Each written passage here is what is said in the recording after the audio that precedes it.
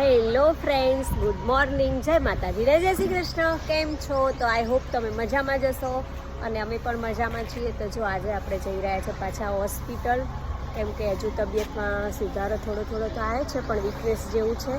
તો હોસ્પિટલ જઈ રહી છું. પછી કન્ટિન્યુ પાછો મિની બ્લોગ કરીએ. તો તમને મારો મિની બ્લોગ પસંદ આવતો હોય તો જરૂરથી લાઈક શેર સબસ્ક્રાઈબ કરી દેજો. થેલીના પપ્પા આજે કંઈક સોસાયટીનું કામ ચાલી રહ્યું છે, તો ત્યાં ડિસ્કસ કરે છે.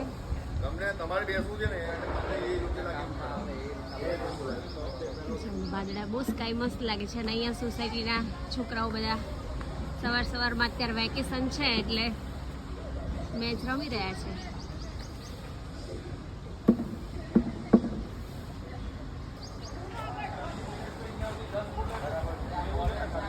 મારું સોસાયટીનું મસ્ત એવું નાનું એવું જીમ.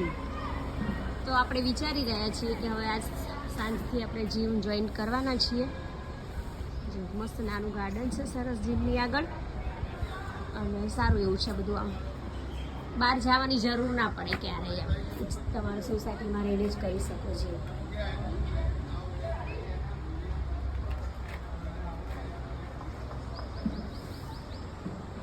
આપણે હોસ્પિટલ જઈને આવી ગયા એટલે થઈ ગયું હતું 1:30 વાગી ગયો, એટલે લેટ થઈ ગયું હતું. આવીને રસોઈ બનાવવામાં થોડું વીકનેસ જેવું હતું, એટલે રસોઈ બનાવવાની હિંમત જ નથી.